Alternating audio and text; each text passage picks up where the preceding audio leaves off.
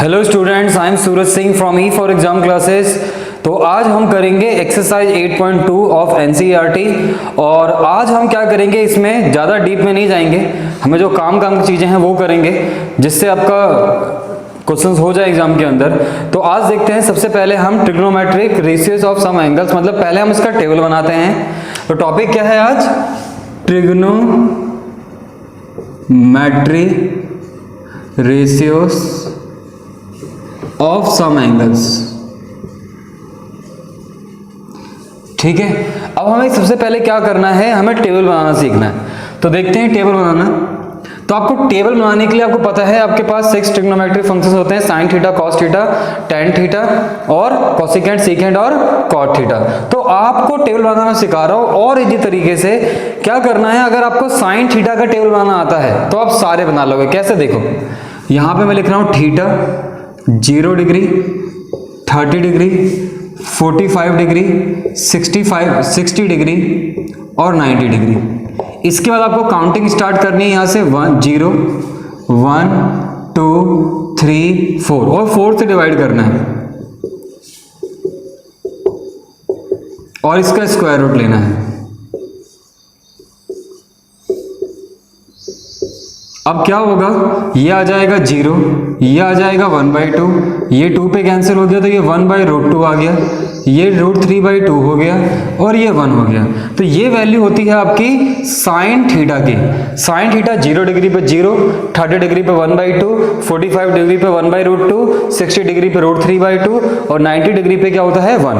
अब देखो, sine theta का याद हो गया आपको, तो कॉस थीटा बनाना मुश्किल नहीं है, जस्ट इसको रिवर्स कर दो आप। तो मतलब ये 1, इसके बाद √3/2, इसके बाद 1/√2, इसके बाद 1/2 0। अब आपको tan थीटा बनाना है तो करना क्या है, इसको इससे डिवाइड, 0 को 1 से डिवाइड करोगे 0 आएगा, 1/2 को 1/√3 से डिवाइड करोगे तो 1/√3, 1/√2 को 1/√2 से 1, √3/2 को 1/2 से तो ये आएगा √3 और 1 को 0 से करोगे तो इन्फिनिटी होता है।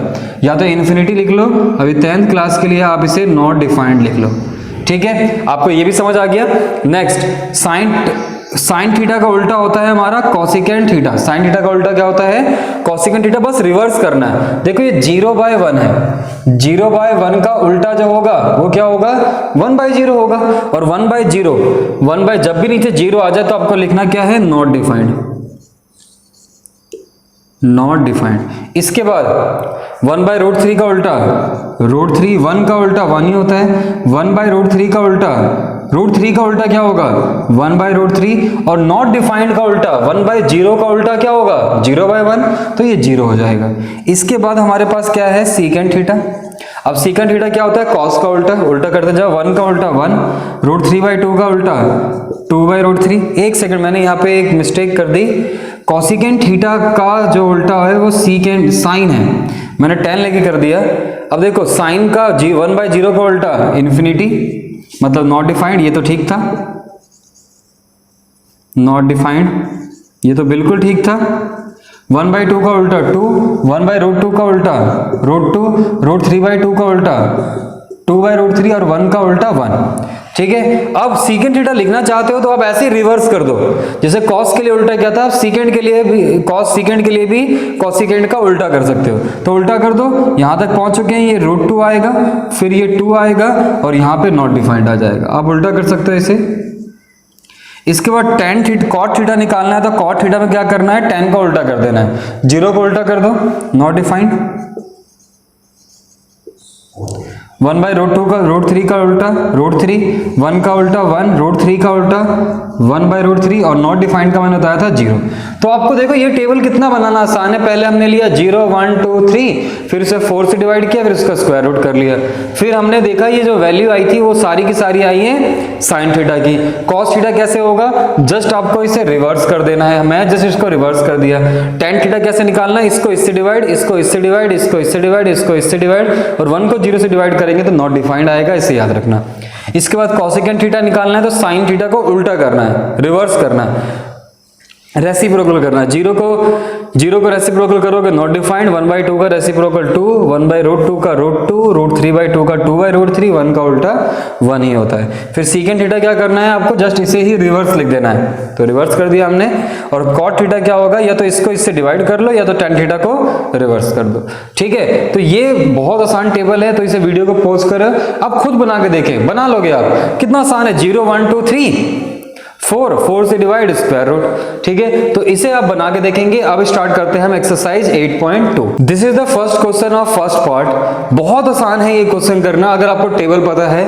sin 60 की वैल्यू क्या होती है आपको पता होना चाहिए।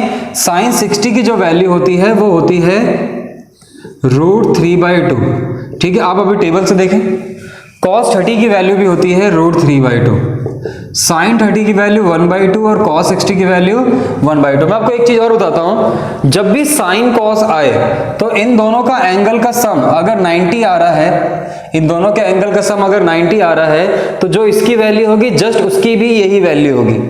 अगर ये sin 60 है और ये sin 30 है, cos 30 है, तो जो इसकी वैल्यू है सेम वही वैल्यू इसकी होगी।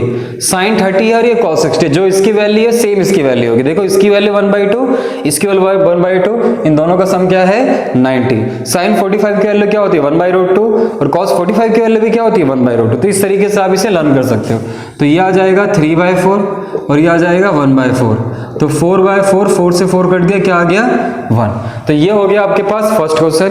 अब इसका सेकंड पार्ट भी देख लेते हैं। सेकंड पार्ट जो दे रखा है वो दे रखा है इसका 2 tan square 45 degree plus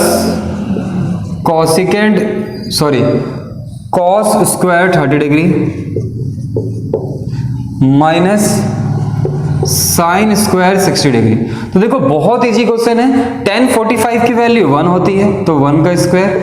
cos 30 की वैल्यू क्या होती है, देखो cos 30 की वैल्यू √3/2, तो √3/2 का होल स्क्वायर। sin 60 की वैल्यू √3/2 का होल स्क्वायर। यहां भी देख सकते हैं इन दोनों का सम क्या था 60, तो ये दोनों हमेशा कटेंगे, तो ये तो कैंसिल आउट हो गया।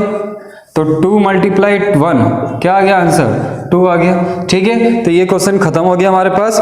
अब इसका थर्ड पार्ट भी देख लेते हैं। यहाँ पे छोटे छोटे क्वेश्चन है, थर्ड पार्ट भी देख लेते हैं। इसका क्या है थर्ड पार्ट, थर्ड पार्ट है cos 45 डिग्री।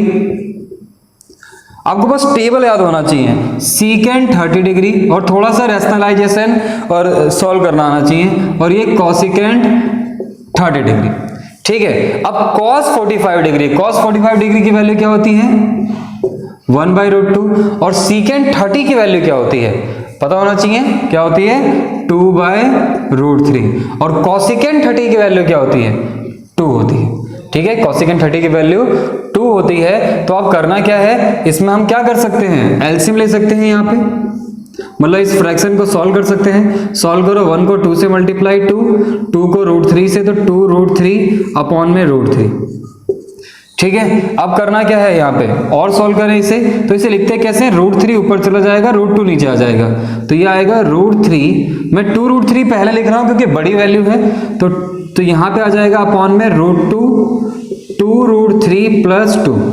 अब आप देख सकते हैं यहां से कॉमन क्या आ रहा है 2 कॉमन आ रहा है, तो क्या लिखेंगे नेक्स्ट स्टेप में √3 अपॉन में 2√2 और √3 + 1, ये आ गया हमारे पास। अब नेक्स्ट क्या कर सकते हैं, √2 का अंदर मल्टीप्लाई कर दूं मैं, कर देते हैं, तो ये आ जाएगा ट्वाइस √6 + √2। अब हमने पढ़ा हुआ है कि कभी भी रूट वाली वैल्यू नीचे हो हमें रैशनलाइज करना होता है, तो रैशनलाइज करते हैं इसे, प्लस है तो माइनस से रैशनलाइज करेंगे। ऐसे छोटी छोटी चीज पता होनी चाहिए आपको। तो अब देखो ये √3 जब इससे मल्टीप्लाई होगा तो √6 एंड √3 √18, √3 और √2 √6 और ये ट्वाइस, ये आ जाएगा √6 का होल स्क्वायर माइनस √2 का होल स्क्वायर इक्वल टू √18 को क्या लिखेंगे। अब √18 जो होता है हमारे पास वो 9 × 2 माइनस √6 और अपॉन में ट्वाइस √6 का स्क्वायर 6, √2 का स्क्वायर 2। तो फाइनली आंसर क्या आ जाएगा, मैं यहां लिख देता हूं फाइनली इसका आंसर क्या आ जाएगा। अब देखो इसे लिखेंगे 3 × √2, तो ये आ जाएगा 3 √2 माइनस रूट 6 अपॉन में 6 में से 2 गया 4 और 2 4 जा 8। तो ये आंसर देखो कितना इजी क्वेश्चन था। थोड़ा सा यहाँ पे डिफिकल्ट क्यों लग रहा है आपको, क्योंकि इसमें हमें थोड़ा सिंप्लीफाई करना पड़ा, बाकी और कुछ भी नहीं था। यहाँ पे हमने एलसीएम लिया, फिर इसको हमने इस फॉर्म में लिखा, फिर यहाँ से 2 कॉमन लिया, फिर हमने देखा रूट 2 फालतू दिख रहा था, इसे अंदर मल्टीप्लाई कर दिया। उसका रूट 6 प्लस रूट 2 है, रैशनलाइज करना है तो रूट 6 माइनस रूट 2 से मल्टीप्लाई, रूट 6 माइनस रूट 2 से डिवाइड। फिर हमने a प्लस बी और a माइनस बी का फॉर्मूला लगा यहाँ पे, a प्लस बी और a माइनस बी का फॉर्मूला लगा यहाँ पे, और a प्लस बी और a माइनस बी का फॉर्मूला क्या होता है, a square minus b square. तो यहाँ से ये रूट 6 का स्क्वायर रूट 6 हो गया और रूट 2 का स्क्वायर माइनस 2 हो गया। इसका हमने इसे सॉल्व किया तो 18 को लिखा हमने 9 इंटू 2 और 9 को हम क्या लिख सकते हैं 3 रूट 2 माइनस रूट 6 अपॉन 8। इससे आगे भी कर सकते हो, रूट 2 कॉमन ले सकते हो या यहीं पे छोड़ सकते हो आप, ठीक है। तो अब देखते हैं आगे क्वेश्चन। अब देखते हैं ये नेक्स्ट क्वेश्चन दिख रहा है आपको बोर्ड पे, sin 30 plus 10 45 minus cosecant 60 secant 30 cos 60 और cot 45। बहुत इजी क्वेश्चन है, ध्यान से देखना। sin 30 की वैल्यू क्या होती है 1/2, tan 45 की वैल्यू 1, कोसिकेंट 60 की वैल्यू क्या होती है हमारे पास 2/√3, ठीक है। अपॉन में सीकेंट 30 की वैल्यू क्या होती है 2/√3, cos 60 की वैल्यू क्या होती है 1/2 और cot 45 की वैल्यू क्या होती है 1। यहां तक हमें समझ आ गया। अब नेक्स्ट स्टेप, यहां पे देख सकते हो ये दोनों ऐड हो रहे हैं, इसे एलसीएम 1 ले लो। तो जब इसे, या आप ऐसा कर सकते हो इन सब का एलसीएम लो, इन सब का एलसीएम क्या आएगा 2√3। अब यहाँ पे 2 है, √3 नहीं है तो √3 ऊपर मल्टीप्लाई, यहाँ 1 है, यहाँ पे 2√3 है तो 2√3 से ऊपर 1 को मल्टीप्लाई। इसके बाद यहाँ √3 है, यहाँ √3 है, लेकिन यहाँ पे क्या नहीं है 2 नहीं है तो 2 से ऊपर मल्टीप्लाई 4। यहाँ भी एलसीएम 2√3 ही आएगा। अब यहाँ पे 1, यहाँ पे √3 है, यहाँ पे √3 है, लेकिन 2 नहीं है इसके पास तो 4। यहाँ पे 2 है, यहाँ पे 2 है, √3 नहीं है तो √3 से मल्टीप्लाई। यहाँ 1 है, यहाँ पे 2√3 है तो 2√3 से मल्टीप्लाई। तो 2√3 से 2√3 कैंसिल हो गया। अब ये आ जाएगा 3√3 माइनस 4 और यहाँ भी आ जाएगा 3√3 प्लस 4। अब क्या करना पड़ेगा, इसे रैशनलाइज करना पड़ेगा। तो करते हैं इसे रैशनलाइज, ठीक है। नीचे √3 तो रैशनलाइज करना पड़ेगा, तो क्या करेंगे 3√3 माइनस 4 और 3√3 माइनस 4 करते हैं। नीचे तो देखो ऊपर तो बन गया a माइनस बी और a माइनस बी, तो ऊपर तो बन गया 3√3 माइनस 4 का होल स्क्वायर। समझ आया, सेम वैल्यू है तो सेम वैल्यू का स्क्वायर, सेम वैल्यू को अगर मल्टीप्लाई कर तो इसका स्क्वायर ही होता है। इसमें इस वाले में क्या लिखेंगे हम, इसमें a प्लस बी और a माइनस बी, तो ये हो जाएगा 3√3 का होल स्क्वायर माइनस 4 का होल स्क्वायर। अब 3√3 में a माइनस बी का होल स्क्वायर का फॉर्मूला क्या होता है, आपको पता होना चाहिए। a माइनस बी का होल स्क्वायर फॉर्मूला होता है a square plus B square minus 2ab। तो इसमें a स्क्वायर मतलब 3√3 का होल स्क्वायर प्लस 4 का whole square minus 2 multiply 4 multiply 3√3 upon में 3√3 का होल स्क्वायर क्या होगा 9 इंटू 3 और 4 का स्क्वायर क्या होगा 16 होगा। अब इसे सॉल्व करते हैं तो 9 इंटू 3 प्लस 16 ये 3 है और माइनस 8 3 जा 24√3 अपॉन में 27 माइनस 16 ये भी 20 प्लस 16 माइनस 24√3 अपॉन में 27 में से 16 गया 11। तो अब ये आ जाएगा 41 माइनस 24√3 अपॉन में 11। This is the answer of this question. तो देखो कितना इजी क्वेश्चन है। सबसे पहले हमने वैल्यूज पुट किया, फिर इसका एलसीएम लिया, एलसीएम लेने के बाद कुछ ऐसा आया, फिर हमने इसे रैशनलाइज कर दिया सिंपली। अगर कोई डाउट आता है अभी भी तो आप कमेंट करके बता सकते हैं सर ये प्रॉब्लम है, या मुझे मैसेज कर सकते हैं सिंपली, ठीक है। अब देखते हैं ये वाला क्वेश्चन। ये भी क्वेश्चन बहुत ईजी है। देखो यहाँ पे हम अगर वैल्यूज पुट करना स्टार्ट करें तो cos स्क्वायर 60 की वैल्यू क्या होती है √3/2 का होल स्क्वायर 4 सीकेंट 30 की वैल्यू क्या होती है हमारे पास, ये क्या होता है हमारे पास, एक मिनट, यहाँ पे cosine 60 की वैल्यू होती है 1/2, सीकेंट 30 की वैल्यू क्या होती है 2/√3 का होल स्क्वायर माइनस 1 का स्क्वायर। और अगर आप नीचे देखो तो हमने एक फॉर्मूला पढ़ा था, या अभी तक नहीं पढ़ा शायद हमने फॉर्मूला, तो चलो अभी हम देख लेते हैं। ये साइन स्क्वायर 30 की वैल्यू 1/2 का whole square plus cos square 30 की वैल्यू √3/2 का होल स्क्वायर। आगे देखेंगे कि ये 1 ही होता है हमेशा, कैसे होता है वो बात करेंगे अगले क्लास में, अगली से अगले क्लास में। तो देखो अब यहाँ पे क्या आएगा 5 × 1/4 प्लस 4 इंटू 4/3 माइनस 1 अपॉन में 1/2 का स्क्वायर 1/4 और ये 3/4। आगे सॉल्व करते हैं इसे, तो देखो आगे सॉल्व करेंगे तो 5 इंटू 1 ये हो जाएगा 5/4 प्लस 16/3 माइनस 1 और ये आ जाएगा 4/4, ये तो कैंसिल आउट होके आ गया 1। मैंने कहा था नहीं 1 ही आएगा। अब यहां पे एलसीएम कितना आ रहा है 12, ये 1। अब देखो यहाँ 4 है यहाँ 12 है, तो कमी किसकी है 3 की, तो 3 को 5 से मल्टीप्लाई कर दो 15, ये 3 है ये 12 है तो 4 चाहिए, तो 16 4 जा 64 और ये 12, तो ये 3 आ जाएगा, तो ये आ जाएगा 67/12, ये आ जाएगा आंसर। ठीक है, तो ये फर्स्ट 5 क्वेश्चन इंपॉर्टेंट है, आपको करना है, ट्राई करना है, प्रैक्टिस करना है। अब देखते हैं क्वेश्चन नंबर 2। अब देखते हैं इस क्वेश्चन को। इस क्वेश्चन में 2 tan 30 upon 1 plus tan square 30 MCQ है।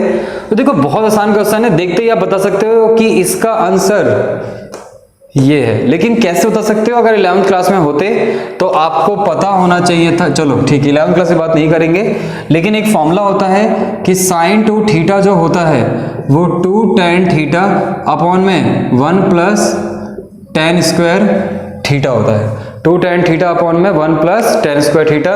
तो आप देख सकते हो यहाँ पे थीटा की वैल्यू 30 डिग्री है तो ये 60 हो जाता है और यहाँ पे 30, लेकिन अभी इसकी बात नहीं करनी है, हमें देखना है इसको।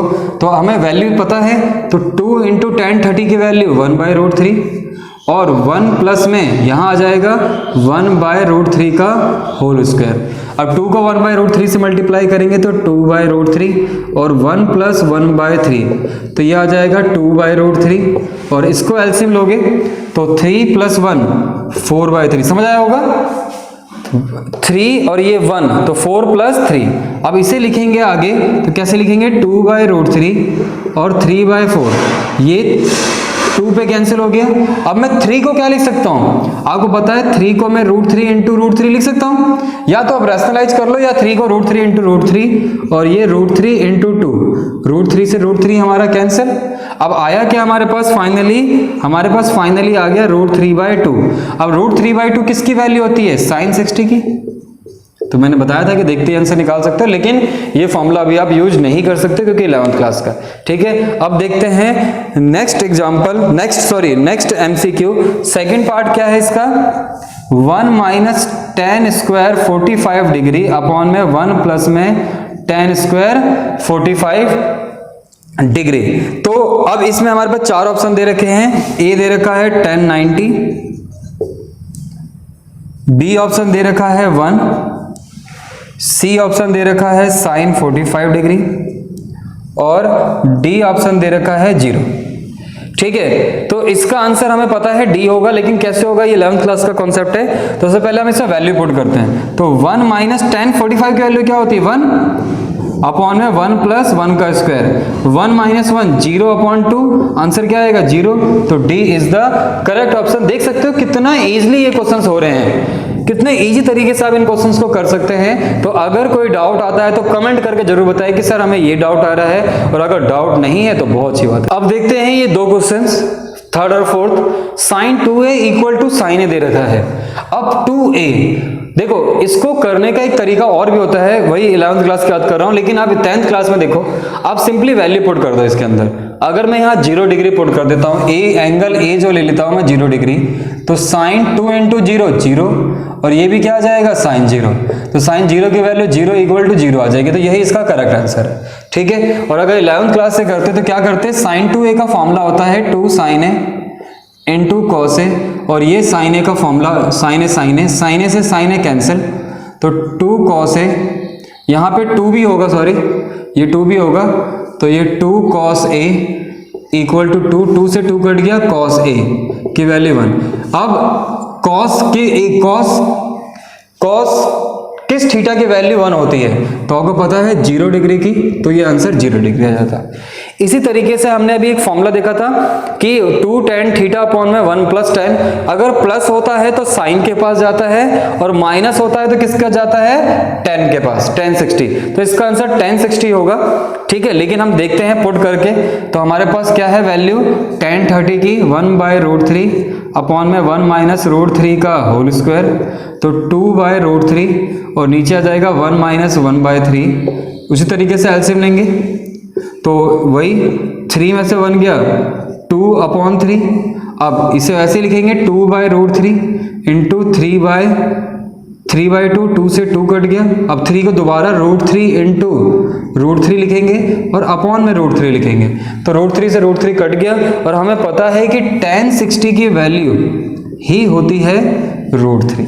ठीक है, तो सी इज द करेक्ट ऑप्शन। अगर कोई डाउट है तो आप मैसेज और कमेंट जरूर करें और आपको ये समझ आया होगा, बहुत इजी क्वेश्चन है। अब देखते हैं क्वेश्चन नंबर 3। तो अब देखते हैं ये वाला 3rd क्वेश्चन, इसमें क्या लिखा हुआ है, tan a plus b equal to √3 और tan a minus b equal to 1/√3। और ये क्वेश्चन है मोस्ट इंपॉर्टेंट क्वेश्चन। अब देखेंगे कि इसके और क्वेश्चन क्या बन सकते हैं। देखो tan a plus b equal to √3, tan a minus b equal to 1/√3। अब tan √3 कब होता है, और इसने ये भी बोला है कि a प्लस बी जो होगा वो 0 से 90 के बीच में ही होगा, तो ये हो जाएगा tan 60। अब क्या लिखेंगे, a plus b equal to 60 degree. यहां से a minus b equal to ये कब होता है, tan 30 डिग्री पे होता है। तो यहां से a माइनस बी की वैल्यू जो आ जाएगी वो आ जाएगी 30 डिग्री। तो a प्लस बी ये फर्स्ट इक्वेशन हो गई और ये होगी हमारी सेकंड इक्वेशन। इनको ऐड कर दो तो a minus b equal to 30। क्यों ऐड किया, क्योंकि इन दोनों के साइन, ये दोनों सेम भी थे, इनके साइन अपोजिट थे। b से b कट गया, 2a इक्वल टू 90 डिग्री। तो a की वैल्यू 90 डिवाइड बाई 2 क्या आ जाएगा, 45 डिग्री। अब a की वैल्यू 45 आ गई, यहां पुट कर दो तो ये फर्स्ट इक्वेशन में, तो 45 plus b equal to 60 degree. तो b की वैल्यू आ जाएगी 50। तो यहां लिख देना, put the value of a in equation first. ठीक है, तो ये a की वैल्यू है, b की वैल्यू। देखो और क्वेश्चन आ सकते हैं इसमें, वो पूछ लेगा sine a plus b equal to √3/2 और cos a minus b equal to √3/2। समझ लो, ऐसा क्वेश्चन दे दिया उसने, a प्लस बी √3/2 और a माइनस बी √3/2। तो अब करेंगे कैसे। अब देखो हमें पता है कि साइन a प्लस बी √3/2 कब होता है, साइन 60 पे। तो a प्लस बी की वैल्यू आ जाएगी 60 और यहां से a माइनस बी की value cos a minus b √3/2 कब होता है, 30 पे, कॉस 30 पे। ठीक है, तो a माइनस बी की वैल्यू क्या आ जाएगी, 30। अब देखो ये भी एक इक्वेशन, ये भी इक्वेशन सॉल्व हो जाएगी यहां से। समझ आया। अगर क्वेश्चन कुछ इस तरीके से दिया होता, बोलता कि एक क्वेश्चन कि A B C are the angles of the triangle, there cos A minus B plus C, cos A minus B plus C is equals to 90 degree, नहीं सॉरी, ये आ जाता हमारे पास 0। cos a माइनस बी, या 0 नहीं लिखते, यहां लिख लेते हैं cos की value 1/2, cos a minus b plus c equal to 1/2 degree. इसके बाद यहां पे हम लिख सकते हैं sine a plus b minus c equal to √3/2। एक 1/2 है और एक √3/2 है, तो हमारे पास, और ए बी सी जो है वो तीनों के तीनों किस में है, वो ट्राइंगल के एंगल्स है। तो हमें क्या मिलेगा, देखो ये मिल जाएगा cos a minus b plus c. 1/2 कब होता है cos, आपको पता है 60 डिग्री पे होता है, यहाँ पे आ जाएगा 1/2 ही लिख लो। तो ये आ जाएगा a minus b plus c equal to 60 degree. और sine a plus b minus c, ये 1/2 कब होता है साइन, cos 30, साइन 30 पे। तो अब a plus b minus c equal to 30 degree.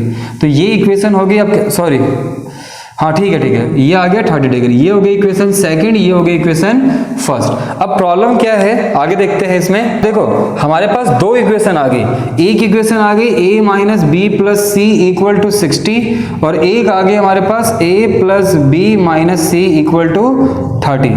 अब देखो हम यहां से क्या कर सकते हैं, अगर मैं इन दोनों को ऐड कर दूं, ये फर्स्ट और ये सेकंड, तो b से b कट गया, c से c कट गया, 2a इक्वल टू आ गया 90, तो a की वैल्यू आ गई 45। लेकिन सिर्फ हमारे पास a की वैल्यू है, ना तो हमारे पास b की वैल्यू है, ना ही हमारे पास c की वैल्यू है। लेकिन हमें यह पता है कि ABC राइट एंगल, ABC एक ट्राइंगल है, तो इन तीनों एंगल का सम, ये क्वेश्चन प्रीवियस ईयर है, 180 डिग्री होता है। अब हमारे पास a की वैल्यू है तो हम करेंगे क्या, देखो जिसमें अब हमारे पास a की वैल्यू आ चुकी है तो हम करेंगे क्या, यहाँ पे इन दो, जो सेकंड इक्वेशन है ये थर्ड इक्वेशन है, अब हम थर्ड इक्वेशन को सेकंड इक्वेशन में सब्ट्रैक्ट करेंगे। सब्ट्रैक्ट करने से क्या होगा, a और b हट जाएंगे। देखो a plus b plus c equal to 180 और a plus b minus c equal to 30, तो ये माइनस माइनस प्लस माइनस ये कैंसिल हो गया पूरा, ये हो गया 2c इक्वल्स टू 150, तो c की वैल्यू क्या आ गई यहाँ से 75 डिग्री, c की वैल्यू क्या आ गई 75 डिग्री। अब हमारे पास a भी है c भी है, हमें निकालना क्या है अब b, तो a और c की वैल्यू इसमें पुट कर दो, तो a की वैल्यू 45, b निकालना है और c की वैल्यू 75 इक्वल टू 180 डिग्री, तो b equal to 180 minus 45 plus 75 कितना होता है 120 होता है, तो b की वैल्यू आ जाएगी यहाँ से 60 डिग्री, तो a की वैल्यू 45, b की वैल्यू 60 और c की वैल्यू 75 डिग्री, यही आंसर है। और ये इंपॉर्टेंट क्वेश्चन है, एग्जाम में आया हुआ है। अब लास्ट देखते हैं इसमें ट्रू फॉल्स, तो अब देखते हैं ये 5 ट्रू फॉल्स और ये लास्ट क्वेश्चन है आज की वीडियो के लिए।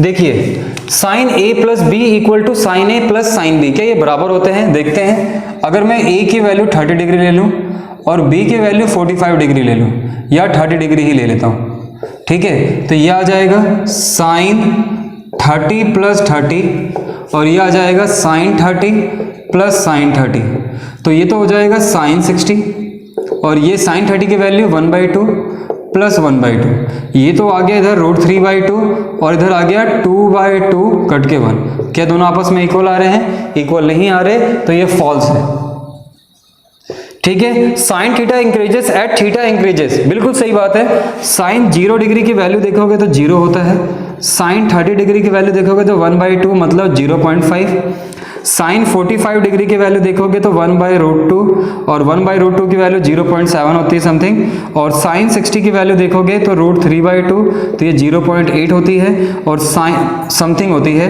और साइन 90 की वैल्यू देखोगे तो अब 1 होता है। तो सारे इंक्रीजेस है, तो थीटा इंक्रीज होता है तो साइन भी इंक्रीज होता है। इसके बाद लेकिन ये सिर्फ वैलिड है 0 से, जो थीटा बिलोंग करता है 0 से 90, फॉर और थीटा नहीं, ठीक है। जैसे 120 होगा आगे जाएगा ये डिक्रीज होगा, लेकिन अभी आपके लिए नहीं पढ़ना है 11th क्लास का। तो ये ट्रू कंडीशन कब होगा, जब ये भी लिखा होगा इसके अंदर, लेकिन क्वेश्चन में नहीं लिखा हुआ, लेकिन हाँ मान लेते हैं कि 10th तक आप इतना ही पढ़ते हो तो ट्रू है। Cos theta increase as theta increases, नहीं हमने पढ़ा था कि कॉस क्या होता है, उल्टा होता है साइन का, मतलब हमने रिवर्स कर दिया था ना। तो अब देखो यहाँ पे कॉस 0 की वैल्यू 1 होती है और कॉस 30 की वैल्यू √3/2, तो ये 0.8, तो देखो यहीं पता चल रहा है, तो आगे जाने की जरूरत ही नहीं है, तो ये फॉल्स है। और ये भी थीटा जो होगा वो 90 से लेकर 0 के बीच में होगा।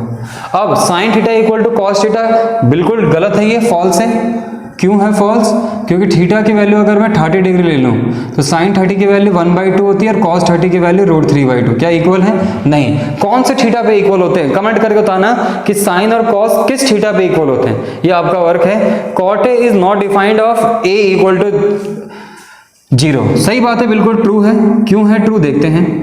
अब कॉट ए जो है वो इक्वल टू 1/10 है। अब 1/10 0 डिग्री, अब 1/10 0 डिग्री की वैल्यू क्या होती है 0, और 1/0 मैंने बताया था आपको नॉट डिफाइंड या इन्फिनिटी, ठीक है। अब मुझे ये बताना आपको कमेंट करके कि tan A किस एंगल पे नॉट डिफाइंड होता है, ठीक है। तो ये आपका टास्क है। तो आज की वीडियो के लिए इतना ही, अगली वीडियो में हम 8.3 करेंगे और उसमें बहुत सारे क्वेश्चंस करेंगे एक्स्ट्रा भी, जो आपके एग्जाम के लिए बहुत ज्यादा इंपॉर्टेंट